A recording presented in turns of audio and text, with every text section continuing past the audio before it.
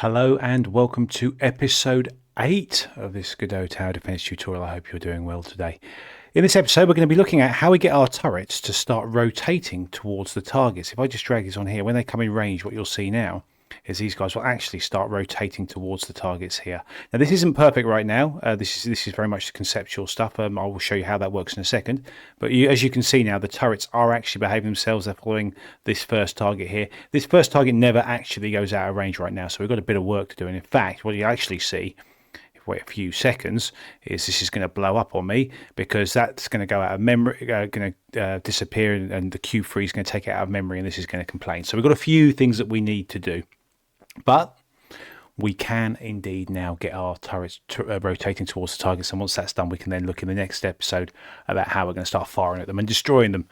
So what I've done is I have actually put some code together here initially, which I'm going to talk about, because honestly, throughout my game programming career, rotation has been a challenge for me. I found it difficult in Unity, I found it difficult in Unreal, I found it difficult in Godot. Now, Godot does have this concept, a class called a basis class, which attempts to make it a lot easier for you, but I tend to find that these things is just trial and error. So what I've actually done is I've actually put this code here now, and I'm going to talk through how this works. And then we can look to build this in and start putting some states in and things like that, which we don't have right now. This is a very, very simple proof of concept, which is honestly the way you should probably do these things. You want to make sure that you can get it working before you work on the more serious code. You don't want to get to a stage where you've suddenly written a whole load of code and realise it's not going to work. So what I've actually done is written a method called rotate towards target, and it gets a target that it needs to work towards and the delta, which for those of you that don't know is the kind of time between the frames, and we can use that to define how quickly it should rotate. This isn't perfect. I can talk through some of the problems with it, but for now let's just go through what we've got. You can see what we've got here is a target vector. Now that's a vector 3.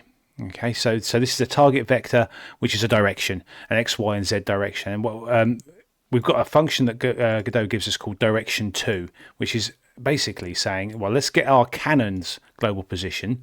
Where are we? And the vector for the direction 2, the actual target. Now, I could have just put direction to our target here. And then that should be, or our target.global position, it'll be, won't it? That could be a valid thing to do. The reason I haven't done that is what I've done is I've actually taken the target's X and Z positions, but actually the position of the turret I'm keeping as the Y. Now, the reason I've done that is so that the turret doesn't angle up and down, which can happen if you also use the target's Y position. So if it was slightly higher, slightly lower, you'll get this weird rotation on that axis, and you don't want that. You may want that, but in this turret it looked weird. So that's why I've got a vector 3 here that says the target's X position, the target's Z position, but actually our Y position. So don't look up or down. All right. Okay. So that's what that's saying. That's going to return us a vector, a direction vector, and then we've got this thing called a basis, and this basis is it's basically a helper class. That's how I'm seeing it, and it's saying basis.looking at target vector. So it's saying to us, right, what do we need to do to be looking at target vector? And then what it will actually allow us to do is it will allow us to run a set the basis, which again is the transform and other details on the cannon. It'll allow us to slurp, which is what's called I don't know what the S stands for, but linear interpolation between where we are now and where we need to be. All right. Sorry. So that's where we need to be, the target basis, and that's how much progress, and that needs to be between 0 and 1. So you notice there's this thing here called acquire slurp progress. Let's just slide up here to the top. You see that's initially 0, but every time this gets run, it gets increased by a little bit, 0.2. And you'll see in a second I've put this into the to the process method, so this runs every frame. And then you can say, right, well, if the slurp's greater than 1, then we'll just have another variable called current enemy targeted equals true. And if we go up to our process method, we've got a couple of things here, you see. So saying if current enemy targeted, then just look at it. Don't do any rotate towards, just look straight at it, all right? And then also we've got here rotate towards target, which is the function that we've just called. Okay, and I also realized that I have made a mistake in the previous episode. I mentioned about the getting nodes, getting the actual parent node of the of the enemy itself, which is, if I go back to the enemy, which I'm in here. So I remember we get the area 3D, and I've been getting this enemy here. But that's not going to work, actually, because this is what moves. Do you remember this? I don't know if you remember this, but this doesn't move because it's following the path follow 3D. This is the actual thing that we want to be aiming at, the area 3D, not the enemy itself, because that stays in a single position. So we still probably have to find a way back from this to enemy to do some other stuff like destroy it, to take its health down. But for now, I think we're going to be following this area 3D. So I hope that makes sense. As always, I will put this into the GitHub for you to view. But if you look at what I've done here now, rather the add and remove functions, which if I can find them, it's not in this one, is it? It's in turret 1. I've changed it here, look, to enemies in range.append. This is what we had previously, to enemies in range.append, just the area. So the area that's coming in here. Area is also a node 3D. It does extend from node 3D, which is why I'm allowed to do that without any without any errors. So we can actually remove this line now. I was keeping in that to remind myself. And it's the same for the removal, right? So we remove the area, and there we go. So we've got something that works now. I'll just run that again briefly. And I'll hide myself so you have to keep looking at me. 1 second. And yeah, so if we just drag these in, but there is a bit of a problem. You may have spotted it when I ran that, is that it doesn't look for other enemies. It's basically going to follow that throughout. It doesn't care about it. Once it's in the patrol range, it doesn't do anything if it leaves. So we've got some work to do, and we're going to do that work using state charts. And we've used state charts before. I will put a link below to the episode that... Are they called episodes, by the way? I'm calling them episodes. Episode that contains the details about how to use state charts. We've set these on the enemy. So we're going to do something very, very similar for the turret itself. So let's crack on and do that now. So let's close this down and do that now. If we go to the turret itself here, what we now need to do is click on Control A. I'm going to start. Is it Control A? I thought it was Control A. Yes, it is Control A. It's just a bit slow. We will add a state chart. And if I slide down, because it's down the bottom here, click on Create, there we go, and we've got ourselves a state chart. We can call this, do you know what, I'm just going to keep the name as it is for now. It doesn't make a huge amount of difference. And then if I click on here, I think this is also a bit frustrating. You have to click on 3D, and then you get this little selection of icons here that you can choose, and we want to have a compound state. Again, this at any point this state chart's only going to be in what the turret's only going to be in one of several states. It's not going to be in multiple states. And then we need to add our states that this could possibly be in. So let's just add a few of them. It's going to complain. The first state we'll call patrolling state, and then in compound state here we'll just say the initial state will be in patrolling state. I say okay, and we'll also have acquiring state, and we'll also have attacking state. How about that? Lovely, lovely, lovely. Right, and so what the patrolling state is going to do is it's going to do a couple of things. It's going to check to see if there's anything in the array of enemies. And if there is anything, then it will move to the acquiring state straight away, setting the enemy as the one that needs to be acquired. Otherwise, it's just going to sit there. Okay, so that's what the patrolling state is going to do. So that should be quite straightforward. So let's go into, and I think we don't need to have an on entered here, as far as I'm aware. I think we need to have a method that says, right, if I'm in here, if there's nothing in the in range, then just don't do anything. But otherwise, let's do it. So let's add a signal for this one. So if we click on node here, and we'll have state processing. This is the one that runs every frame. Okay, so we'll just connect that to our turret. Perfect. And here we go here. And we're just going to say if, and what we need to know the name of the variable, enemies in range dot size is greater than 0. We will do something like the following. We will say current enemy. Is it current enemy? Yep. Current enemy equals enemies in range 0. Current enemy targeted equals false. We may not need that yet. We may be able to get rid of that, bearing in mind that we're using different states. And also this acquire slurp progress, we're going to set that to 0. I think I might put that somewhere else in a minute, but let's see. And we'll need to set, well, and also of course we'll need to put it to the acquiring state. So what we need to do here is we need to add a indicator 3D, we add a transition, and then we F to that, and we'll call this to acquiring state. Lovely. No, yes, to acquiring state. Yes, okay. And then if we click on it here and click on inspector, we send it to the acquiring state, and it's going to be called to acquiring state. And I'm just going to put that there. I'm just going to call that acquiring state. I think that's how you spell acquiring, isn't it? And not two eyes. Acquiring state. There we go. Right, so patrolling state to acquiring state. So now we should be able to go back to our script and say state chart. Sorry, dollar. It'll be dollar state chart, won't it? Dot send event brackets to acquiring state. Right. And also, so that's going to run every frame. I've lost it. I think I probably should just call this patrolling, acquiring, and attacking, because you've got on patrolling state. I will adjust that later on. I will adjust that later. For now, don't let's not worry too much about that. Right. So what I'm going to do as well, by the way, is I'm going to start tidying this up so that we don't have to. So this bit here, the process doesn't do anything anymore. Where are we? Here, I'm actually going to remove this all together.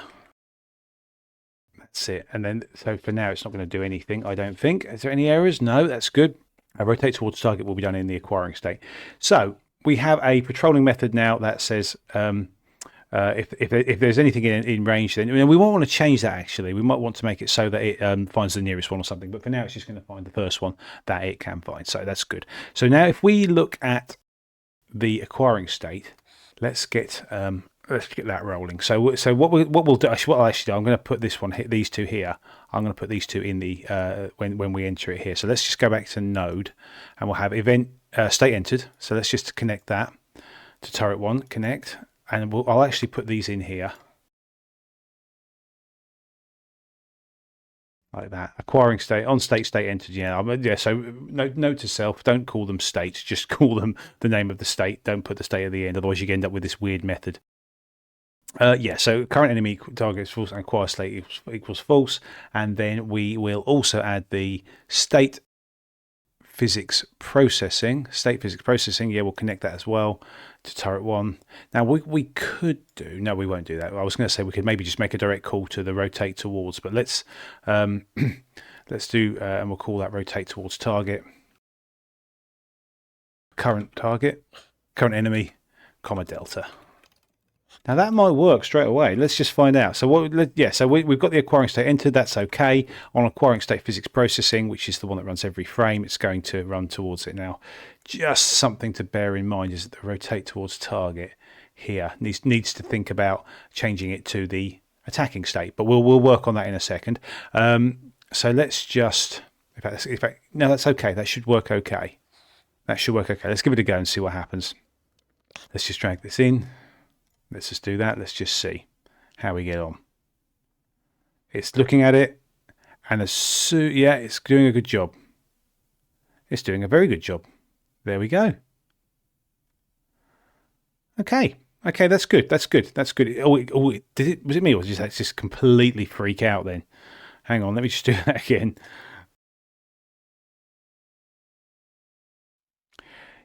Yeah, that's completely freaking out. And I think the reason that's freaking... Oh, wow. It's gone. It's disappeared. It went nuts. There we go. Brilliant. I think the reason for that is because we need to... this bit here, I think it's going above 1 and it's freaking out. That's okay because we kind of expected that. So we'll have in the acquiring state here, we'll have we'll add a...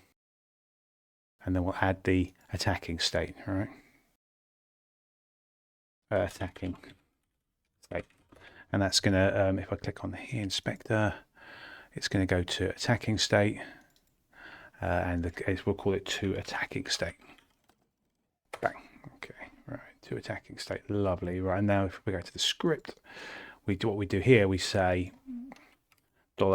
$state chart dot send event to attacking state. And that will take us into the attacking, which isn't doing anything right now. Why don't we just very, very quickly... Oh, do you know what? I deleted the method, didn't I? Like a fool. But so let's just add the attacking state. Let's add the node here. Let's add the state physics processing. Connect. Turret 1 is correct. And here we'll just say $cannon. That's it. dot look at, and it's current enemy dot global position. I think that's correct. Let's run it and see. Yeah, so that's going to do acquiring state, and then somewhere here to attacking state. So that won't run multiple times then. Let's give it a go and have a look. Let's just pop this here somewhere.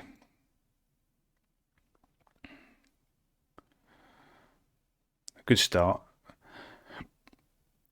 What I might just do is add a state entered on this, just to say target acquired. I'll probably remove this shortly. This is the power of state charts. It's very quick for me to do that. That could have been challenging. That could have been challenging on using, if we hadn't used one of the handy libraries here. It's not saying target acquired. So any second now, I think this is going to flip out. Oh, it is. Sorry, excuse me. It is saying target acquired. It is saying target acquired. Lovely. And it's not freaking out anymore. It's not freaking out. So that's good. Well, that took. Is it me or did that take a while to do it? There's still a few problems with this. It's not. It's going to totally mess up if I just speed up a second and wait for it to finish. It's going to blow up. And the reason it blows up is because it's trying to look at this global position of an enemy that we actually, if you remember, somewhere in here in the enemy, we've got Q3 here. Let's just delete those. We don't need that, do we? Yeah, we're Q3. So it's going out of memory, and it's trying to look at something that doesn't exist in turret. So we need to start thinking about that. So what we need to do is in the turret itself, under the script here, we'll need to add a couple of checks. One in the acquiring state, because it's possible it could go out. It could be removed from memory in acquiring, but probably more relevant is that we need to check it when it goes out of patrol range. So let's start with that, and in our look at here, we'll do a little check just to say if what's it enemy. Oh, I forgot the name of the array. Enemies in range has current enemy. Then do that. Else, we'll create a new transition state here. So from attacking state. Sorry, here attacking state. If we go 3D. And I'm just going to click this here. Now it's saying here, so can I change the name here? Sorry, this is new to me. I've never tried this before. So we'll say back to acquiring state. No, patrolling state. No, I don't know what that's done up there. That's just odd. Oh, no, it has done it. It has done it. I'm not quite sure. So I'm going to delete that one and say, okay. I tend to edit them down there. Sorry, I'm learning on the go here. So inspector, and it's going to go to the patrolling state. Yeah, that's fine. And then we'll call this to patrolling state. Okay, and then in our turret one here, back to scripts, we'll say else $cannon. Sorry, dollar state chart dot send event to patrolling state. Let's just put this in here. Let's just put a print in here. Enemy disappeared. Okay, so now what we're saying is we're going to go back to the patrolling state, which is going to take it back to here.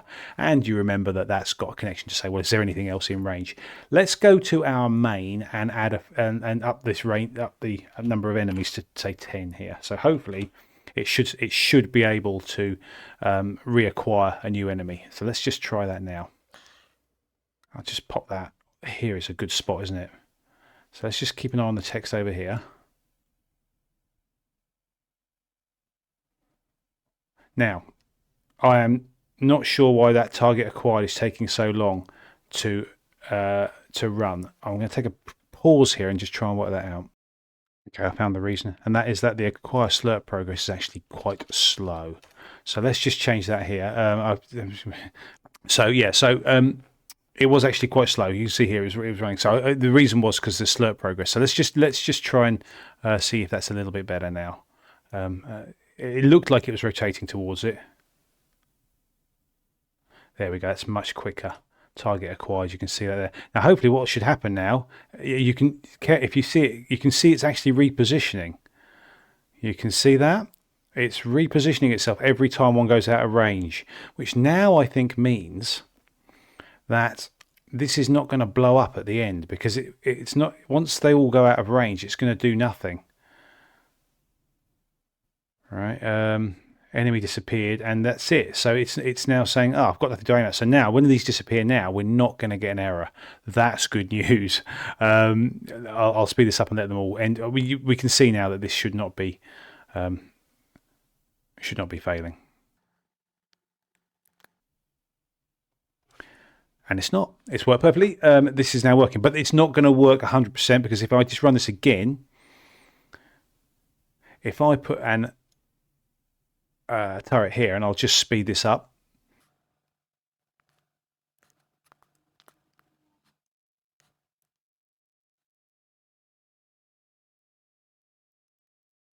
What we're going to see now is that this last enemy is going to get acquired because it's not going to go out of range. Well, hang on. That worked. Enemy disappeared. It is happy. So I wasn't expecting that. I wasn't expecting. It says enemy disappeared, which is good. I was very much expecting that not to be the case because the array should still have contained it. I'm guessing it must get removed from the array when it gets Q-freed. Now this is news to me, and I will do some checking on that. But I'm going to put a check in anyway because I don't trust that 100%. Correction. I can see actually that the it was failing.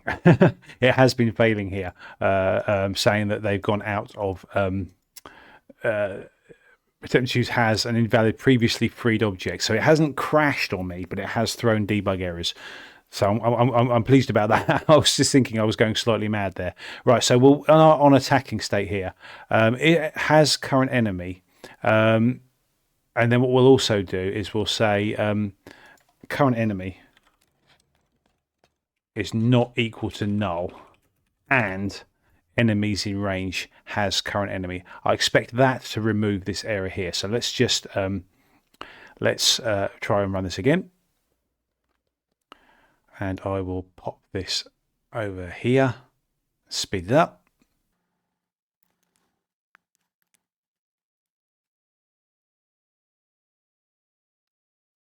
Here we go. This first enemy should disappear, and then it shouldn't. It should be happy, and we can see now that there are no debugger errors getting thrown. This is much better. It's checking, saying right. Well, is it? By the way, you should always do a null check first because if it's null, then you shouldn't. That's the first thing that should be checked, and then it won't bother checking anything further down the road, which could cause errors. So there we go. So now we're seeing enemy disappeared. This is one happy turret. Now we need to do the same thing here that we've done here in the acquiring thing because it could also disappear. So let's just put in acquiring state. On acquiring state, physics rotate towards target. So what we'll do is we'll just basically copying the same thing here, I believe, to here. Just tidy up the thing there. If current enemy is not equal to null and enemies in range dot has current enemy, not now but we don't call that. We call that.